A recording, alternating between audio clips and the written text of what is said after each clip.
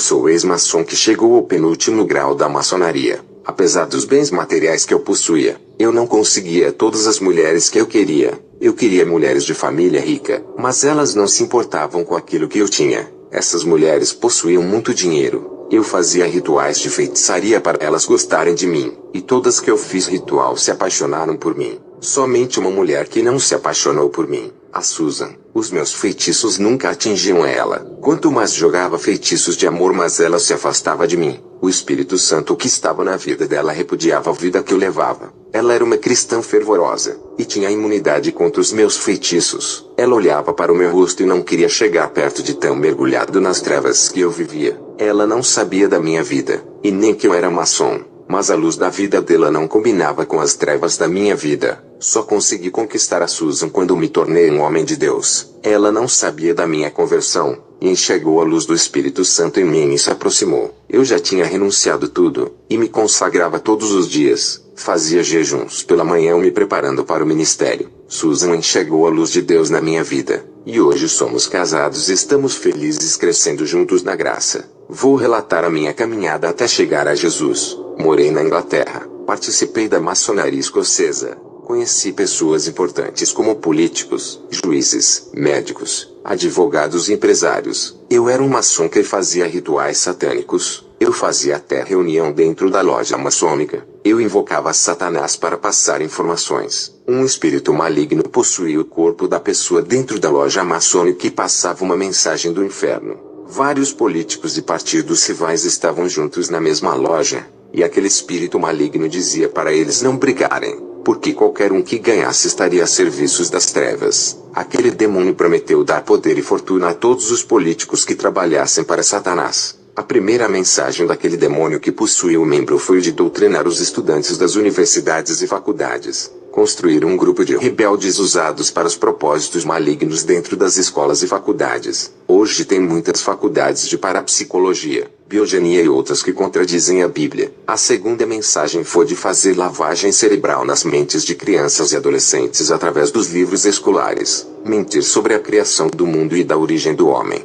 Se você perceber, os livros de ciências anulam Deus como Criador do universo, e nenhum livro de história fala de Jesus. Todos os reis, imperadores e governadores são lembrados. O nome de Jesus não fala. A escola é uma estratégia de Satanás para doutrinar o seu filho. A Bíblia não dá ênfase que os nossos filhos têm que ser educados por pessoas estranhas. A educação dos filhos é dos pais. Desde o tempo de Moisés, quem ensinava as leis eram os pais. Quando Samuel nasceu, ele foi levado para ser educado no templo, e Satanás mudou isso tirando o poder da educação das mãos dos pais e dos templos, e transferiu para as escolas. Você ensina ao seu filho sobre Deus, e a escola ensina que o mundo não teve um criador. Você ensina que o seu filho veio da descendência de Adão, e a escola ensina que veio da descendência do macaco. E o seu filho ainda é influenciado pelo filho do ímpio que estuda com ele ensinando modos e atitudes pecaminosas. Em países da América Latina, as escolas têm os programas de educação para todos onde filhos de feiticeiros, assassinos, ladrões e bêbados são obrigados a estudarem juntos. Todas essas classes de pessoas têm filhos que estudam na mesma escola dos filhos dos cristãos. Eu não estou incluindo esses adolescentes, mas falo do perigo que um filho de um cristão passa dentro de escolas liberais que cedem vagas a todos. Tenho presenciado filhos de cristãos sendo corrompidos pelos filhos dos ímpios. Os pais doutrinam os seus filhos no caminho de Jesus, e quando os colocam na escola os seus filhos se esquecem dos ensinamentos dos seus pais e se transformam em outras pessoas. Essa é a estratégia de Satanás, misturar as crianças cristãs com as ímpias para corromper, e também algumas matérias de escola corrompem a mente, e surgem novos ateus. Aqueles que têm condições financeiras nunca colocarão o seu filho em escolas do governo que aceita toda espécie de crianças. Tem escolas da América Latina que integram crianças que já foram presas por cometerem crimes. Deus me deu condições para eu matricular o meu filho em uma escola evangélica. E se essa escola não cumprir a obrigação de doutrinar o meu filho na palavra, eu vou tirá-lo e pagar um professor para ensinar ele em casa. Isso se chama proteção da família. Quem não tem condições, ore a Deus. Acompanhe o seu filho nos estudos e vigie ele, porque a escola faz parte do sistema educativo de Satanás. Eu estava na loja maçônica, e um demônio possuía uma pessoa. Na loja tinha donos de emissoras. O diabo falou na boca daquela pessoa dizendo: manipulem as notícias dos jornais. Deixem os povos desinformados a respeito da realidade do mundo. Enganem esse povo. Falem mentiras e formem as opiniões das pessoas. Convençam elas a acreditarem nos jornais. Coloquem jornais criminalistas que falem da crueldade, mortes e roubos. As crianças e adolescentes vão crescer ouvindo esses jornais e vão querer praticar os crimes mais tarde. Até os adultos que assistem esses jornais estão com vários problemas em suas vidas, já estão com muito desgosto das suas situações. Quando eles assistem os jornais criminalistas, são inspirados a fazerem as mesmas coisas. Eles pensam que não tem nada a perder, e pensam em praticarem os mesmos crimes dos jornais. Somos nós quem jogamos pensamentos em suas mentes. Nós os induzimos a fazerem isso quando assistem os nossos jornais. Os crimes no mundo têm aumentado por causa dos jornais. Temos dado várias ideias de como matar uma pessoa. Temos ensinado a esquartejar, esfaquear, atirar, esconder os corpos mortos e enterrar para ocultarem o crime. Tudo isso os nossos jornais ensinam e têm multiplicado no mundo. Temos ensinado o suicídio.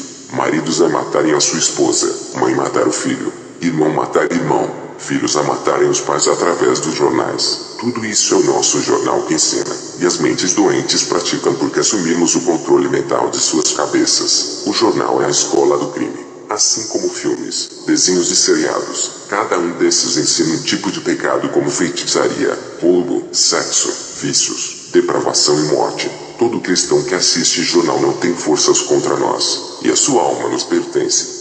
O demônio falou para os donos de revistas famosos que vendem em bancas. Ele disse: fale das modas de roupas para as pessoas comprarem. Falem das nossas invenções. Falem do sexo incentivando para as depravações. Paguem as modelos e atrizes para posarem nuas. Elas serão capas de revistas e símbolos sexuais que incentivarão os homens a comprarem.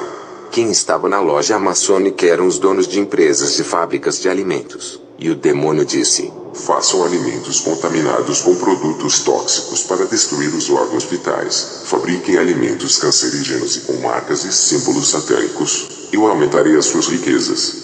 Donos de emissoras de televisão estavam naquela reunião. O demônio pediu para multiplicar os filmes, novelas, seriados, desenhos e programas com sexo, traição, morte, violência, vícios das drogas, homossexualismo e feitiçaria. Em troca, o demônio prometeu aumentar a audiência desses canais. O projeto de Satanás é de destruir toda a humanidade e a igreja através da televisão. Os pastores que fazem programas de televisão são maçons. Eles estavam naquela reunião maçônica. O demônio pediu para esses pastores inventarem novos movimentos sobrenaturais, novos ensinamentos teológicos e novos seminários. Todos ali faziam um pacto de aliança para cumprirem o que Satanás queria. Os pastores recebiam milhões de libras esterlinas da Irmandade para financiarem os projetos satânicos nas igrejas. Eu era amigo desses pastores antes da minha conversão. Esses pastores visitavam igrejas pequenas e ofereciam promessas de fazerem aqueles pastores locais serem famosos e conhecidos. Prometiam fazerem de suas pequenas igrejas megas igrejas. Aqueles pastores da reunião aceitaram a aliança. Eles assinaram um contrato de compromisso e receberam milhões de libras para construírem megas igrejas. Quando as suas igrejas estivessem prontas e cheias de pessoas, eles tinham que arrecadar milhões de libras para pagarem os pastores maçons. Na verdade, o dinheiro era emprestado aos pastores. Eles teriam que trabalhar com a teologia da prosperidade para arrecadarem.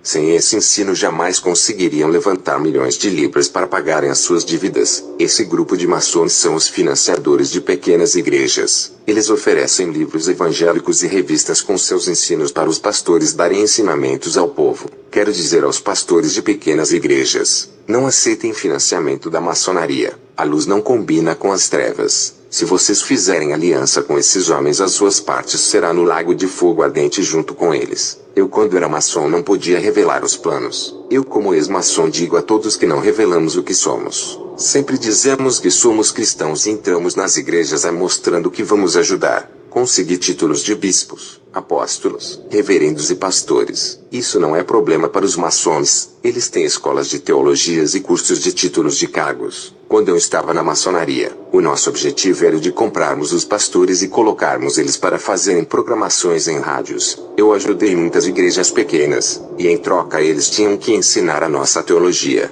Os nossos ensinamentos não falavam contra o pecado e nem incentivavam a se arrependerem para renovarem a aliança com o seu Deus. Financiávamos grandes construções para esses pastores de igrejas pequenas desde que seguissem as nossas diretrizes. Eles não podiam orar para que seu Deus não revelasse as nossas estratégias. Eu tinha uma editora, e fabriquei muitos livros evangélicos cheios de heresias e teologias da prosperidade. Eu pagava aos autores para venderem os seus conhecimentos. Satanás me passou todas as informações necessárias. Em troca ele me enriqueceu. Pode parecer loucura, mas Satanás me propôs uma fortuna em um pacto no cemitério. Ele apareceu para mim como um cowboy e falou comigo. Eu não sabia qual era a sua verdadeira identidade, se era Satã ou outro demônio. Ele se apresentou como Lúcifer. Fizemos um pacto ali mesmo e ele apertou a minha mão. Não era um espírito. Ele disse que uma mala cheia de dinheiro estava na minha casa. Eu corri até em casa e vi uma mala em cima da minha cama. Eu não sei como alguém conseguiu entrar na minha casa e colocar aquela mala cheia de dinheiro ali. E assim eu fiquei rico naquela noite. Abri um seminário de teologia para formar falsos pastores e falsos cristãos ensinando doutrinas sem fundamentos. Eu conheci o verdadeiro evangelho dos apóstolos, mas eu preferia manipular a palavra. Eu fiz faculdade de teologia e mestrado em filosofia cristã,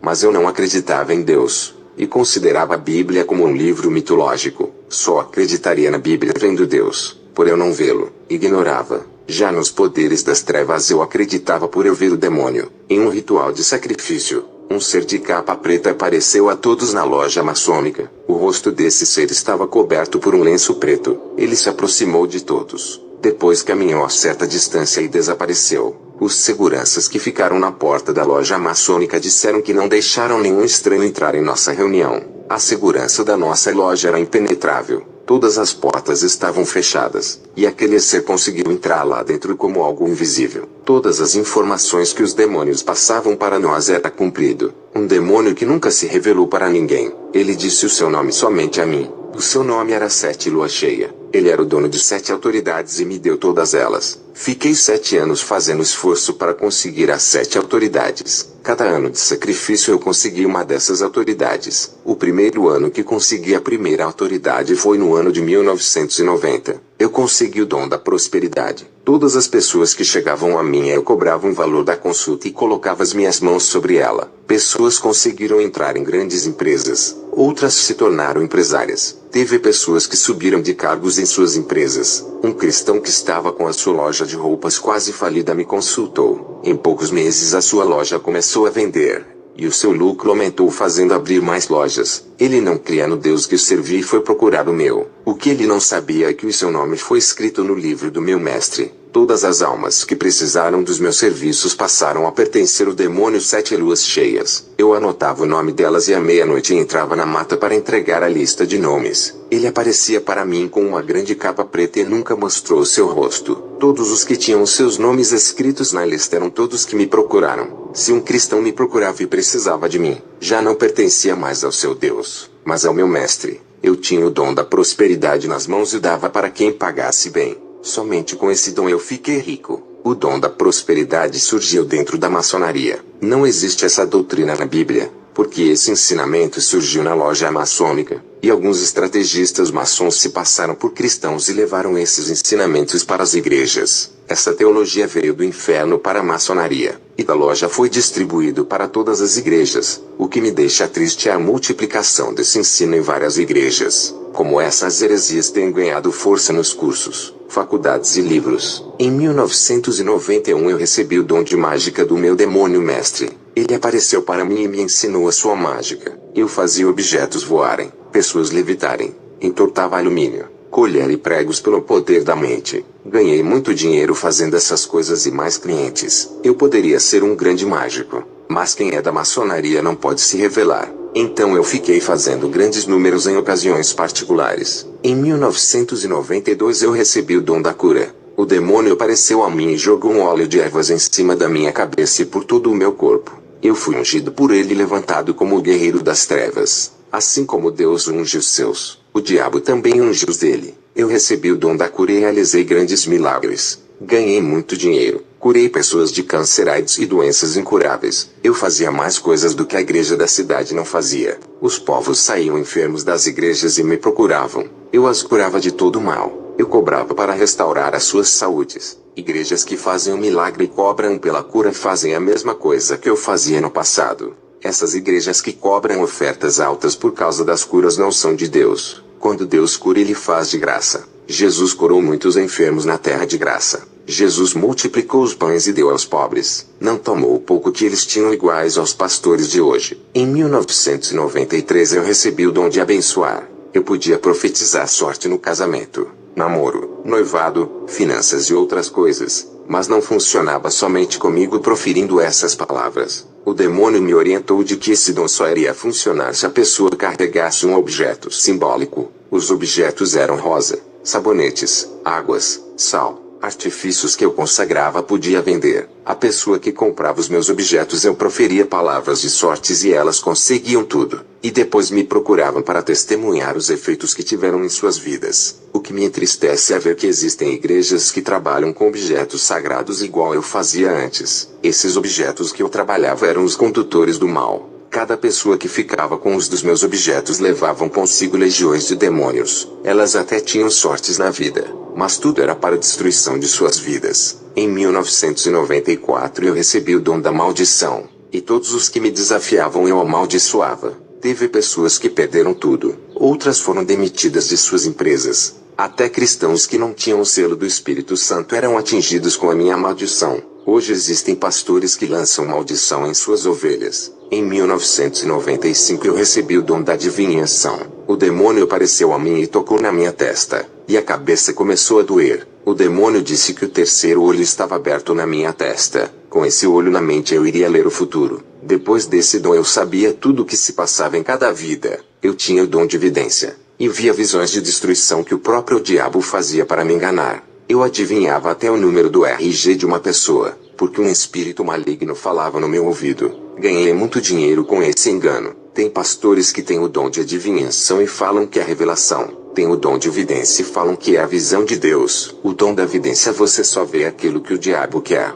Ele faz ilusões ópticas com falsas imagens produzidas. Eu profetizava e o diabo tinha que cumprir a profecia. Se ele não cumprisse a minha profecia, as pessoas não iriam mais crer em mim. E isso não seria bom para os planos do diabo. Eu era a pessoa que fazia as pessoas acreditarem no maligno. Eu não podia perder o crédito das pessoas para continuar conduzindo elas à escuridão. Em 1996 eu recebi o dom de matar. O diabo apareceu a mim e apertou a minha mão. A pele da minha mão ficou negra. E a partir daquele dia, se uma pessoa me desafiasse, eu lançava uma maldição de morte e acontecia. Eu amaldiçoei um empresário de câncer. Meses depois ele morreu. O demônio ficou no seu umbigo e desenvolveu câncer na bexiga. Esse câncer cresceu e o matou. Um rapaz disse que não acreditava nos meus poderes. Ele era ateu. Eu amaldiçoei para ele morrer com acidente de carro. Ele estava andando na rua e de repente se jogou na frente de um carro e morreu. O demônio o empurrou para cima do carro. E assim em 7 anos recebi os 7 dons do diabo. Eu e os maçons fundamos algumas seitas desconhecidas que usam o nome de Jesus para confundir o povo. Ninguém dessas seitas servia a Jesus. Ela existe para enganar o povo. Tudo isso era a ordem dos demônios. Até que um dia Deus se cansou das minhas maldades e usou um servo seu para falar comigo. Ele disse: homem, se não se arrepender de todas as suas maldades, algo terrível irá acontecer. Eu não acreditei. Zombei daquele homem humilde. 3 dias depois senti fortes dores do coração. Passei no cardiologista e foi constatado que eu estava com pericardite. A minha saúde sempre foi ótima, mas agora estava com inflamação no coração. Em uma sexta-feira à noite eu estava deitado e senti dores fortes no peito. Lembrei-me das palavras daquele cristão. Comecei a me lembrar de Deus e pedia para Ele não me deixar morrer. Eu tinha medo de deixar a minha riqueza. Eu era casado e não tinha filhos. Nunca acreditei em Deus. E naquele momento tive fé. Pedi misericórdia para Ele. E estava disposto a largar o ocultismo. Aquela dor no peito intensificou, me fazendo ter um apagão. Tudo foi paralisado, até os órgãos vitais não funcionavam. Eu não tinha nenhum sinal de vida. E o meu espírito estava perto do corpo. Ele era o que dava vida ao meu corpo. Tirou ele de mim, o corpo tombou. Uma luz desceu do céu parecendo uma grande estrela e parou perto de mim. Era o anjo de Deus. Como ele resplandecia. Imagine a glória de Jesus. O anjo disse: Deus ouviu o seu pedido de misericórdia e a sua promessa de largar o ocultismo. Isso foi no ano de 2015 quando tive esse arrebatamento. O anjo disse: venha comigo. E me conduziu a um caminho largo. Essa estrada tinha muitas cobras, aranhas e bichos mortos. Chegamos a um portão negro e uma frase estava escrito: Bem-vindo ao inferno. Fiquei arrepiado, pois não sabia que esse lugar existia. Eu pensava que isso existia apenas na mitologia grega e hebraica. Até o céu eu pensava que era folclore grego. Os Elísios. O meu medo de morrer consistia em deixar de existir e nunca mais viver. Nunca imaginei que existisse um lugar eterno. Aquele portão se abriu, e um vapor veio em minha direção. Um calor insuportável quase me derreteu. Eu creio que o anjo não permitiu que nenhum dano acontecesse comigo. A sua presença evitou que os efeitos do calor me afligissem. A primeira pessoa que vi no inferno foi Albert Pike, um dos satanistas famosos que também foi da maçonaria. Eu vi o ator Noriyuki Pet Morita sendo atormentado pelos demônios, e também o ator James Avery que sofria no tormento. Os demônios esmagavam eles e arrancavam as suas peles. Eu vi o ator Patrick Swayze também em grande tormento. O fogo o consumia e os demônios os torturavam. Também vi cantores de rock. O baixista Paul Gray tocava e os seus dedos estouravam. As carnes do seu corpo caíram. Ele tocava eternamente. A mesma coisa acontecia com o guitarrista Gary Moore que passava pelos mesmos sofrimentos. Que terrível situação esses cantores e tocadores passam. Eu vi o cantor Joey Ramone que cantava até as cordas vocais estourarem. Ele já não tinha mais voz. Apenas um apito saía da sua boca. Esse processo será assim eternamente. Fui para outra sessão, e vi os demônios fazendo reuniões sobre a política. Eles queriam colocar no poder para governar os políticos que fizeram pacto com eles. Os demônios usam homens ricos e poderosos do mundo para controlarem todos os seus planos. Esses homens de grande influência política obedecem às ordens desses demônios. Vocês que são cristãos e desejam entrar na política não façam isso. Os demônios estão no poder. Os demônios têm usado os políticos para legalizar o aborto, casamento gay, liberação das drogas e outras aberrações. Tudo no inferno é planejado em reuniões para destruir a humanidade. Embora a Bíblia diga que Deus instituiu as autoridades governamentais e que os poderes desses governantes foram dados por Deus para governar o povo, muitos têm usado os seus poderes e influências dadas por Deus para trabalharem para as trevas e oprimirem o povo. Deus deu autoridade para os políticos, mas eles a quem escolhem se vão usar para o bem ou para o mal. Muitos se vendem para o diabo através dos pactos. Satanás é o príncipe desse mundo e dá o seu reino para quem ele quer, pois o mundo já é do maligno. Alimentos que deixam o homem e a mulher estéril. Eu vi uma química que estava sendo injetada nos alimentos que afetava os hormônios deixando estéril. No inferno observei multidões de evangélicos. Eu nunca vi tanto cristão. A primeira classe de evangélicos que o anjo me mostrou era dos cristãos que não tinham autodomínio. Eles não tinham regras de vida e seduziam mulheres casadas. Esses cristãos eram maliciosos e seduziam as mulheres da igreja. Essa foi a primeira classe. Eles eram devassos, imorais, espalhadores de suas más fama e pedras de tropeço. Fomos para a segunda classe de cristãos. Esses eram agressivos. Não aceitavam a correção pelos seus erros. Tratavam seus pastores mal e se tornaram inimigos daqueles que não concordaram com os seus modos de vida. O anjo me levou até a terceira classe de cristãos. Esses eram impuros, pensamentos maliciosos e corações cheios de sensualidade. A quarta classe onde o anjo me levou, eu vi os profanadores que corromperam o que é sagrado. Eles misturaram o que é santo com as profanações do mundo. Mancharam a pureza dos cultos com heresias e colocaram abominações dentro da casa de Deus. Profanaram o altar. Sujaram a santidade da liturgia. Fui levado à quinta classe de cristãos. Esses eram ambiciosos com bens materiais para satisfazerem os seus desejos. Eles eram capazes de qualquer coisa para conquistarem tudo o que queriam, mesmo que isso fosse prejudicar o próximo para ficarem em seu lugar. Inventaram mentiras para roubarem uma vaga de emprego. Disseram calúnias para serem beneficiados ou promovidos. Esses eram egoístas que tinham amor excessivo a eles mesmos. Não se importavam com ninguém, só pensavam em si. Fomos para a sexta classe onde estão os cristãos que fizeram de suas igrejas uma zona de guerra. Causaram dissensões. Não concordavam com o ensino da santidade do pastor. Esses criaram facções para atacarem a igreja e gostavam de conflitos. Eles viviam afastados dos santos irmãos que obedeciam à palavra de Deus. Fomos para a sétima classe onde estão os cristãos que disputavam cargos de igrejas chegando a querer prejudicar o outro. Alguns deles queriam tomar o lugar do pastor invejando ele. Outros torciam para alguns saírem da igreja para ocuparem os seus cargos. Fomos para a oitava classe onde estão os cristãos trapaceiros. Eles fraudavam documentos, enganavam as pessoas nos negócios e levavam vantagens. Vendiam mercadorias frágeis para enganar.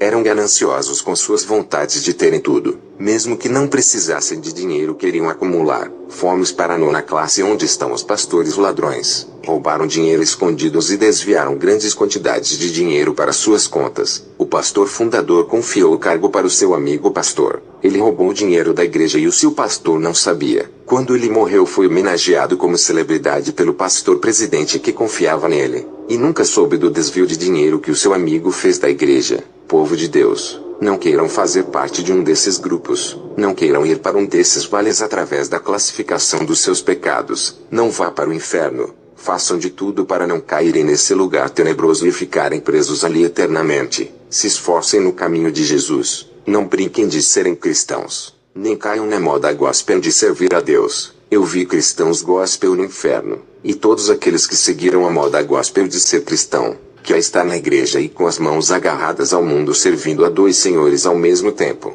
Para o evangelho gospel não existe separação com o mundo. O reino deles é ter dinheiro. Isso é o paraíso celestial que a Bíblia fala para eles. No evangelho gospel a pessoa só vence se conseguir muito dinheiro e fama. Sem isso é um derrotado. Esse evangelho produzido é da maçonaria, dando muito prejuízo à igreja e levando muitos cristãos ao inferno. Eu sei disso porque fui maçom. E criamos esse evangelho na terra. Invertemos tudo. A Bíblia fala que quem perseverar até o fim será salvo, e passará para a eternidade e conseguirá o galardão. Mas a maçonaria que controla o mundo gospel fez a doutrina de que não precisamos nos preocupar com a eternidade, e que temos que nos preocupar com as coisas materiais na terra, porque o nosso galardão e o nosso céu são aqui na terra. Qualquer igreja que convida o cantor gospel ou o pregador gospel está com aliança com as trevas. Não convidem eles para as suas igrejas. São maldições criadas pela maçonaria para corromper o evangelho e fazer a palavra de negócio. Quantos pastores convidam esses cantores e pregadores estrelas para encherem as suas igrejas? Isso é uma grande armadilha criada da maçonaria. Não dê o dinheiro suado dos membros para esses cantores e pregadores gospel. Ajudem os que passam necessidades. Os médicos tentavam me reanimar até que conseguiram. Só foi possível porque o meu espírito de vida voltou ao corpo. Quero dizer à igreja, a morte do cristão não é a maior perda. A maior perda é não ter Deus em nossas vidas enquanto estamos vivos. Eu me casei com a Susan e abri uma igreja para evangelizar as almas. Não congreguei nas igrejas perto da minha casa por estarem todas envolvidas com a maçonaria. Não quis entrar na convenção dos ministérios para não ter a minha igreja influenciada pela maçonaria. Quando a maçonaria descobriu que eu havia saído da loja, queriam me matar como um traidor, mas eu já sabia disso, e já tinha ido morar na Dinamarca. Tudo aquilo que o diabo me deu como dinheiro e status ele me tirou tudo, porque quebrei a aliança das trevas. A maçonaria confiscou os meus bens, e quando eu fui para a Dinamarca não podia levar nada. Jesus me deu tudo aquilo que eu necessitava. O preço foi uma vida de oração. Existem 3 tipos de bênçãos: aquela que Deus dá, aquela que você conquista pelo seu esforço e aquela que o diabo lhe dá. Satanás tentou me atrapalhar com os seus obstáculos, mas eu consegui quase tudo que perdi. Não era mais rico, mas também não fiquei pobre e estou feliz. Eu e a minha esposa fazemos a obra. Ela é minha auxiliadora e tem me ajudado para o crescimento da obra. Hoje moramos na cidade de Reykjavik, na Islândia, um país diferente onde ninguém me conhece. O meu ministério é pequeno. Não quero que seja uma igreja conhecida onde venha me fazer famoso. Pastoreio a Igreja Sangue Redentor Ministério Apologético. Combatemos a teologia monetária do papel impresso.